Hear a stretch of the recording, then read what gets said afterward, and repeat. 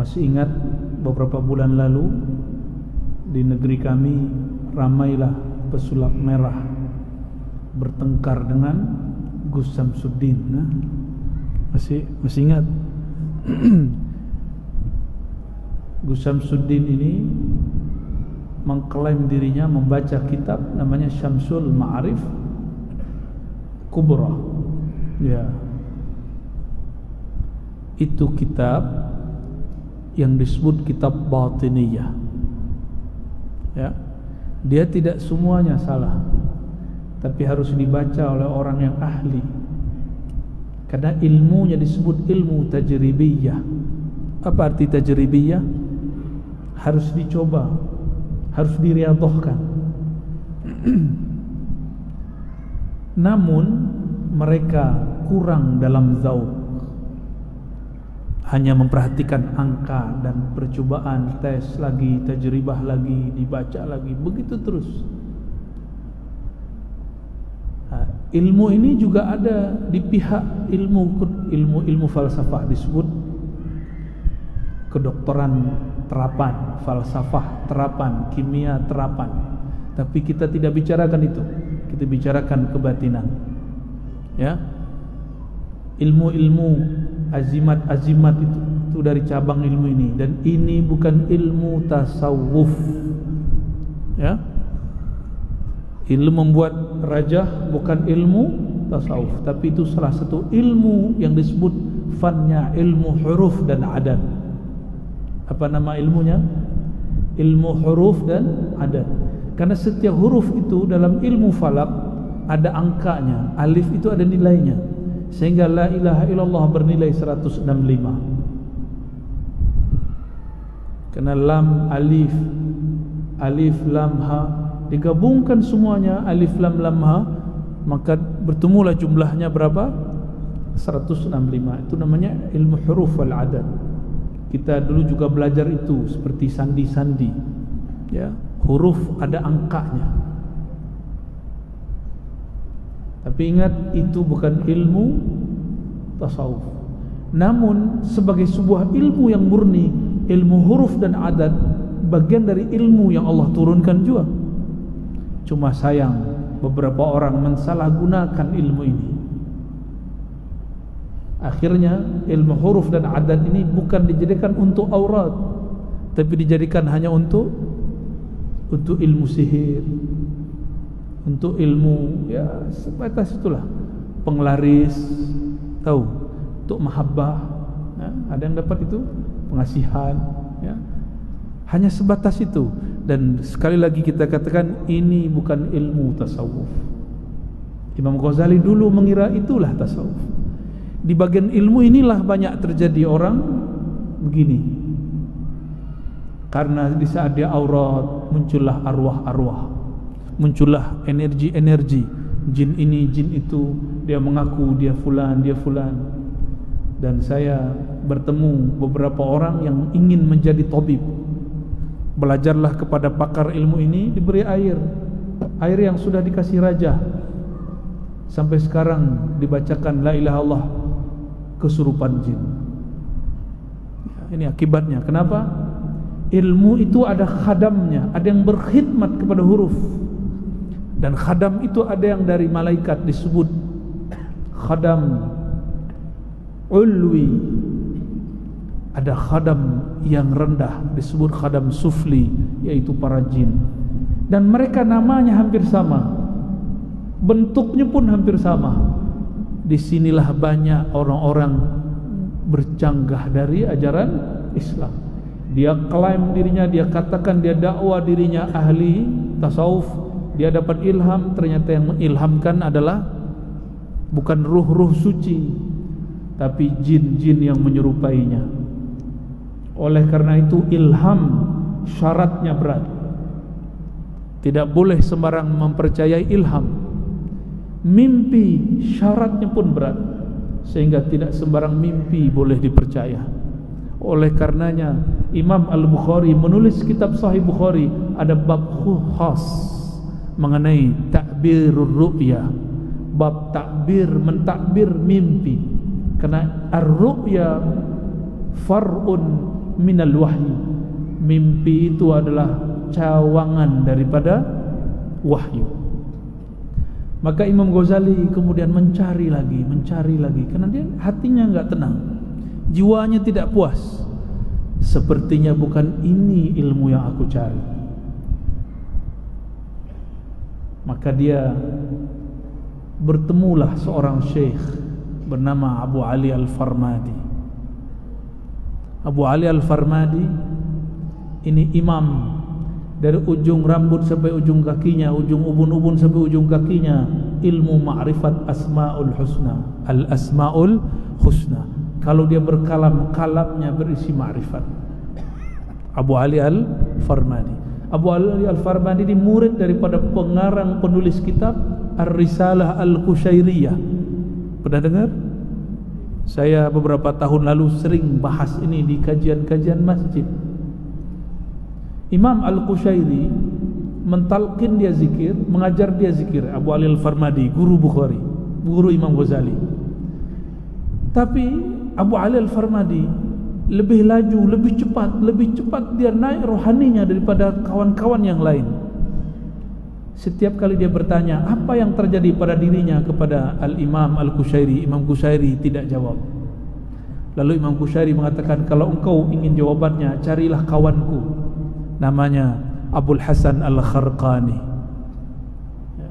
Maka dia berangkatlah ke Abul Hasan Al-Kharqani. Semua yang dia rasakan, getaran kolbunya, cahaya yang dilihat, ilham yang dia dapat, Al-Kharqani kata, ini syaitan, ini dari Allah, ini dari Rasulullah, ini dari malaikat, ini dari dirimu, ini dari nafsumu. Semua dijelaskan. Lalu dihantarkan ke babul ilm. Akhirnya beliau menjadi wali Allah Al-Kabir, wali kutub kabir. Inilah gurunya Imam Ghazali. Imam Ghazali sudah alim pun masih berguru.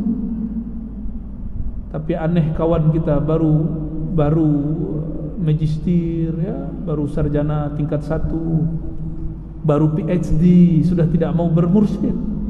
Imam Ghazali semua muridnya adalah orang-orang yang ilmunya hari ini di atas PhD. Satu majlis yang hadir cuma boleh orang yang lolos diuji, sekitar 300 orang lebih kurang. Tidak boleh sembarang orang masuk ke majlis Imam Ghazali. Hanya 300 orang, dan itu orang-orang alim dari semua penjuru negeri. Tapi beliau pun kemudian mengambil guru jadi mursyidnya kembali. Maka kita malu kepada Imam Ghazali. Kita mesti punya guru lagi. Karena di atas langit selalu ada langit. Di atas orang alim pasti ada orang alim. Apa kata beliau? Inilah ringkasannya. Jadi kitab yang panjang itu saya ringkas paling ujung. Beliau mengatakan, lalu aku masuk kepada jalan sufiyah, turuqus sufiyah, jalan-jalan para sufi. Saya bacakan teksnya sedikit. Thumma inni lama faraghtu min hadhil ulum aqbaltu bihimmati ala tariqis sufiyah. Setelah aku melewati ilmu filsafat, materialism, ilmu kalam, ilmu fikih, ilmu semua ilmu sampai ilmu kebatinan, dia menjadi orang sakti. Aku kemudian cenderung kepada ilmu yang baru, yaitu ilmu sufiyah. Wa alimtu anna tariqatahum innama tatimmu bi'ilmin wa amalin. Aku sadarlah bahwa ilmu para sufi hanya sempurna dengan 2 rukun. Rukun pertama ilmu, dan yang kedua amal.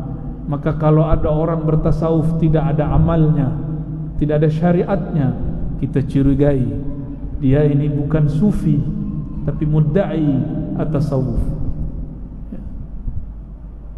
Di sini hati-hati. Maka sufi al-jami' baina adh-dhahir wal batin, baina asy-syari'ah wat tariqah, baina al-ilmi wal amal. Jadi sufi itu menggabungkan zahir batin, ilmu dan amal. Dia tidak hanya berkalam tentang Allah, tapi dia juga kemudian berubudiyah kepada Allah Subhanahu wa taala. Dulu di negeri kita ini, di Nusantara ini semuanya sama. Muncullah di negeri Aceh sana dulu kelompok namanya Wujudiyah. Dia berbicara tentang Tuhan, tentang Allah, tapi dia tidak lagi bersyariat. Apa kata dia? Wujuduna wujudullah wujud kami hakikatnya wujud Allah, maka mereka tidak lagi sembahyang, tidak lagi zakat, tidak lagi haji umrah. Kenapa? Haji umrah, haji saja di dalam kalbumu, berputarlah mengelilingi jiwamu. Dulu seperti itu. Ada. Ini yang dibantah oleh pengikut-pengikut Imam Ghazali yang ada di negeri ini. Maka muncullah para masyayikh, muncullah para ulama. Di tanah Banjar ada Datuk Kelampayan, dia tulis kitab khusus untuk mengkritisi, meluruskan kesalahan orang memahami tasawuf. Ini diambil dari kalam Imam Ghazali, innama tatimmu bi'ilmin wa amalin.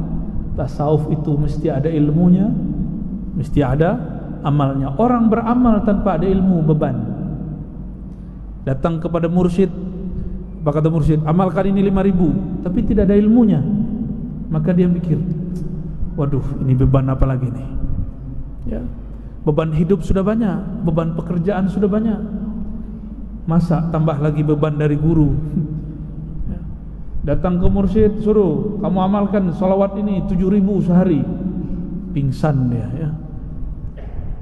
Tapi jika dia diberikan ilmu, kenapa zikir 1.000, 2.000, 5.000? Dia akan sadar dan faham. Apakah kita adil kepada diri? Bekerja dari pagi sampai petang. Alasannya apa? Ingin mendapatkan ringgit. Sahih? Ya. Bagaimana mungkin ingin mendapatkan ringgit langit, dolar langit, jika kita tidak rajin mengetuk nama Allah di dalam kalbu minimal 1 jam sehari? 1 jam sehari cukup. 60 menit sehari sebut nama Allah setiap hari. Apabila kita istiqomah bekerja untuk membangun rumah di dunia yang berakal, kita tinggalkan juga untuk menafkahi istri yang nanti mungkin dia duluan wafat atau kita yang duluan meninggal. Kenapa kita tidak adil lalu kemudian menabung nama Allah di dalam kalbu untuk membangun rumah di akhirat? Nabi mengatakan satu subhanallah bihamdi subhanallahil azim itu satu pohon di surga, satu pokok di surga. Kenapa orang tidak amalkan ini? Berangkat, bekerja, pulang, bacalah itu subhanallah bihamdi subhanallahil azim. Imam Ghazali sampai kepada sadaran ini karena dia pun punya murid, muridnya hanya kagum kepada ilmunya. Ketika dia salah, muridnya kemudian kritik dia. Dan ini tidak terjadi di kalangan sufi. Sufi itu mereka beradab. Mereka tidak meyakini gurunya sebagai nabi. Maka jika guru salah, bagi dia maklum, karena guru bukanlah nabi yang maksum, yang tidak berdosa, tidak pernah salah. Itu siapa? Nabi. Para anbiya, kalau mursyid boleh salah? Boleh. Ada mungkin mursyid terjebak maksiat, mungkin. Tidak memperlakukan mursyid seperti orang-orang yang selevel malaikat. Sungguh aneh ada murid mengatakan, oh, dia kan orang tarekat, dia sufi, kenapa dia melakukan ini? Dia lupa mereka masih manusia. Nah, kata Imam Ghazali, wa kana hasilu ulumihim qat'a uqubatin nafs. Puncak buah daripada ilmu tasawuf itu ada 3. Pertama, memutus uqubatin nafs, efek-efek bahaya yang ditimbulkan oleh jiwa. Maksudnya menaikkan darjah dari jiwa yang ammarah kepada jiwa yang mutmainnah. Dan yang kedua, atanazzuh an akhlaqiha al-mazmumah wa sifatiha al-khabithah. Membersihkan jiwa daripada akhlak-akhlak yang tercela. Wa sifatiha al-khabithah, dan karakter dasar jiwa yang sangat keji. Dalam riwayat yang disebutkan ulama-ulama kita, ini riwayat Israiliyat, tapi maknanya sahih, sesuai dengan makna tentang ayat yang menyebutkan an-nafs al-ammarah bisu. Allah berkalam kepada jiwa, wahai jiwa, wahai nafs, aqbil, aqbil. Kata nafs, man anta? Siapa kamu? Suruh-suruh aku. Allah kalam kepada jiwa, jiwa jawabnya apa? Man anta? Siapa kamu? Suruh-suruh aku. Lalu Allah suruh lagi, aqbil. Dia masih jawab, kamu siapa? Saya siapa? Kamu suruh-suruh. Akhirnya Allah yang menciptakan jiwa, Allah puasakan dia sekian lama. Setelah jiwa ini lapar, baru dia datang kepada Allah dan mengatakan, ya Allah, anta Rabbi wa ana abduka. Maka cara untuk menundukkan jiwa, caranya adalah mempuasakannya. Puasakan lisan dari kalam, puasakan mata dari memandang yang haram, bahkan yang mubah. Puasakan telinga dari mendengarkan yang syubhat, apalagi yang haram. Tapi hari ini ustadz pun hobi bergunjing, menggunjingkan sesama ustadz. Ya, ini dosa-dosa kita ini, Tuan Guru. Para syekh pun hobi mencari kesalahan syekh yang lain. Jemaah tariqah mencari kesalahan tariqah yang lain. Aswaja mencari-cari kesalahan kelompok yang lain. Sampai kapan ini akan berlaku? Ini ciri-ciri orang yang gagal bertasawuf, gagal beragama. Ilmunya untuk mencari kesalahan orang. Terbersit sekali ingin mencari kesalahan orang, berarti kita gagal bertuhan. Nafsnya nafs lawamah, nafsnya nafs ammarah, ya, yang ta'mur bisu, mengajak kepada yang buruk. Dan ini tidak mungkin, kata Imam Ghazali di kitab yang lain, kecuali dibimbing, dididik, dibina oleh seorang mursyid yang wasil ilallah. Tidak mungkin. Semursyid ini dulu pernah juga dibimbing oleh gurunya, gurunya dibimbing oleh gurunya, gurunya bersambung kepada para sahabat dan Nabi Muhammad sallallahu alaihi wasallam. Imam Ghazali sudah hafal ribuan hadis, mengerti istidlal kitab dan sunnah, memahami qawaid-qawaid fiqhiyah dan usul fiqih, mampu menafsir, mengerti mana aliran-aliran yang bercanggah dari Islam, mana yang tidak. Tapi dia mengatakan di akhir kitab ini, saya pun belajar karena ingin hubbul jah, cinta kepada tuah, ingin disebut orang alim, alim allamah. Maka dia sudah dapat gelar itu, hujjatul Islam. Apa makna hujjatul Islam? Siapapun yang mendebat Imam Ghazali pasti kalah, pasti kalah. Maka Imam Ghazali ini disebut Nabi Musanya umat Islam, Nabi Musanya umat Islam. Apapun dia debat. Maka dia tulis kitab Ihya untuk para ulama. Jadi sebenarnya kitab Ihya itu berat dikaji, karena beliau hadiahkan untuk para santri dan para ulama. Tapi kemudian ada ringkasannya, Mukhtasar Ihya. Ini bolehlah untuk orang awam. Tapi yang tebal itu 4 jilid itu untuk para ulama. Ya. Tapi ulama pun salah faham. Akhirnya kritik dia lagi. Ghazali hadisnya palsu. Berarti dia tidak mendapatkan faidah dari Imam Ghazali. Dan yang terakhir kata beliau, puncak dari bertasawuf, yatawassal biha ila takhliyatil qalbi an ghairillah wa tahliyatihi bidzikrillah. Puncak tasawuf itu ketika kolbunya kosong dari selain Allah, wa tahliyatihi bidzikrillah, lalu menghiasinya dengan nama-nama Allah. Inilah yang disebut sufi. Dan man hum sufi? As-sufi man khala an qalbihi ma siwallah. Orang yang di kolbunya sudah tidak ada lagi kecuali nama Allah. Wa man ishtaghalla bi dzikrillah. Orang yang kolbunya sibuk menyebut nama Allah. Kolbu menyebut nama Allah. Coba sebut nama Allah dalam hati, terdengar tak?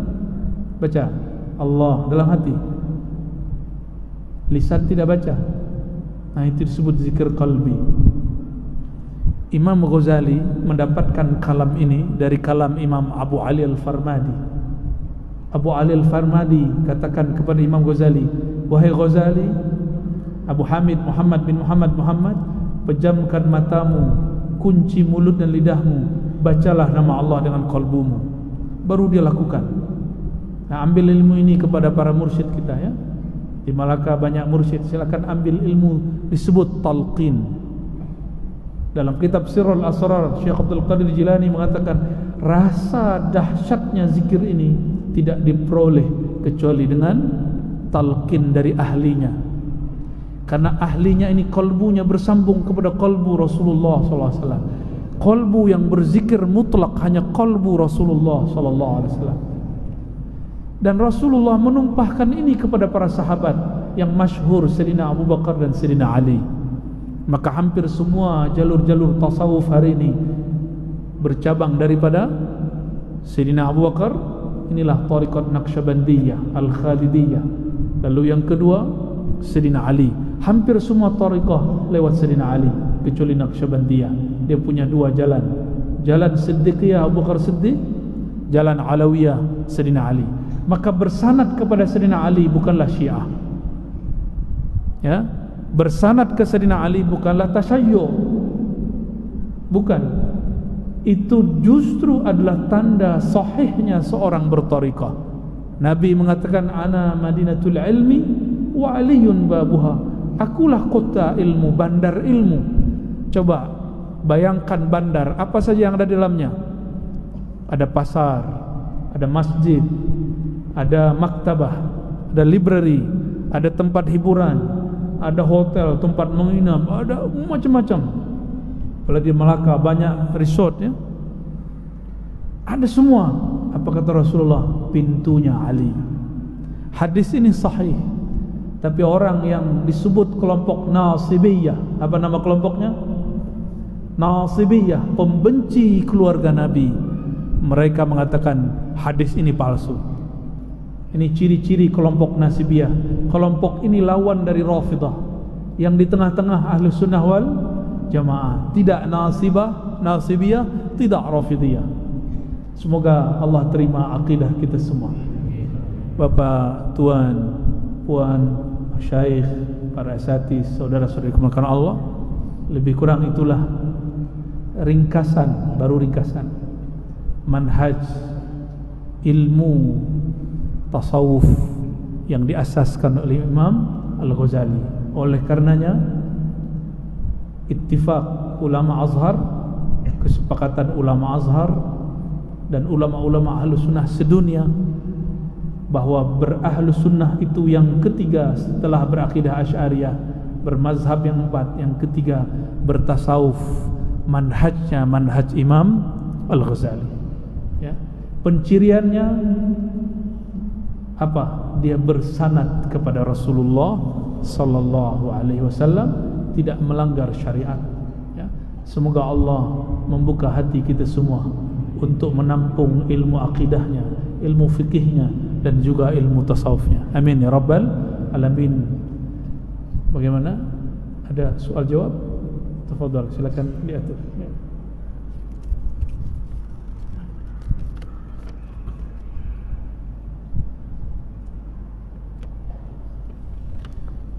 Mohon jelaskan perihal ajaran millah Ibrahim. Ini isu yang viral lewat kekinian di Malaysia dari Dila Harun. Nama laki-laki atau perempuan?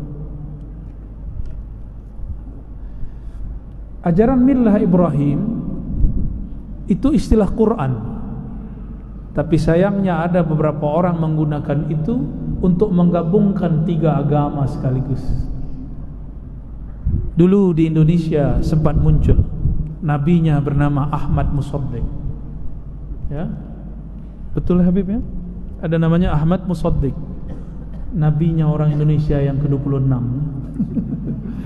Malu juga kita itu ya.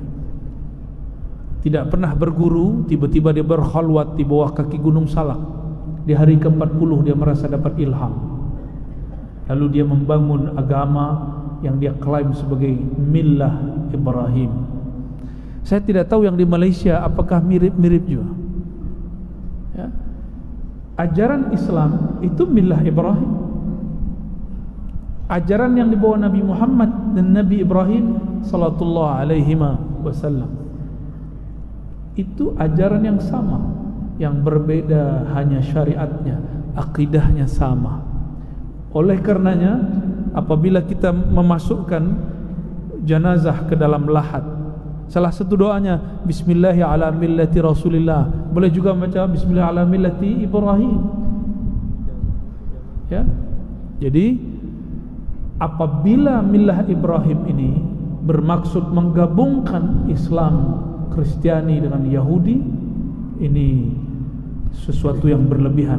Menggabungkan dua thariqah pun ramai terjadi begaduh. Menggabungkan dua mazhab fikih, Syafi'i dan Hanbali pun orang begaduh.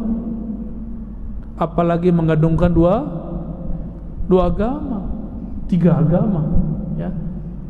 Oleh karenanya kita sampaikan bahwa ajaran Islam inilah millah Ibrahim. Apa arti millah? Jalan-jalan yang ditempuh para nabi. Dari Nabi Adam alaihissalam sampai Nabi Muhammad sama semua. Ajarannya la ilaha illallah.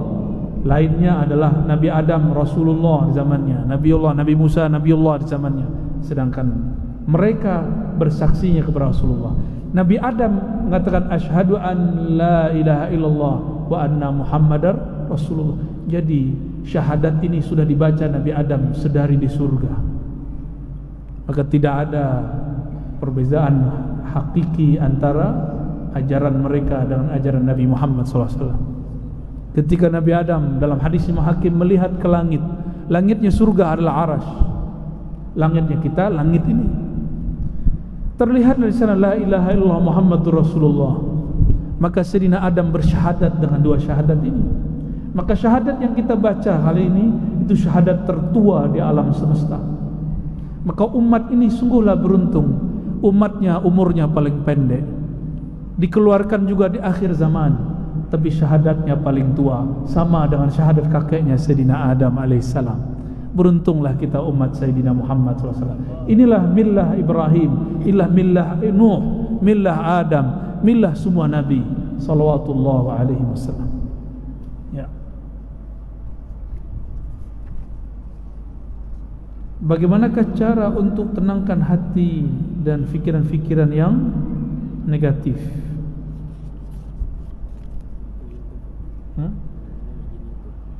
Oke. Cara menenangkan kolbu. Kolbu ini dia ibarat anak, tifl. Syekh Abdul Qadir menyebutkan satu istilah tifl ma'ani. Ada istilah seperti itu. Tifl, anak-anak kita kasih kuliah atau kita kasih mainan. Anak-anak supaya tenang kita berikan ceramah atau beri dia game. Apa game yang paling masyhur untuk anak-anak hari ini, ya? Apa namanya? Tahu gimana anak? Game bola? Tak tahu ya, saya pun tak tahu. Anak-anak hari ini suka nonton YouTube. Betul. Jadi berikan mainan yang sesuai dengannya. Anzilun nas manazilahum.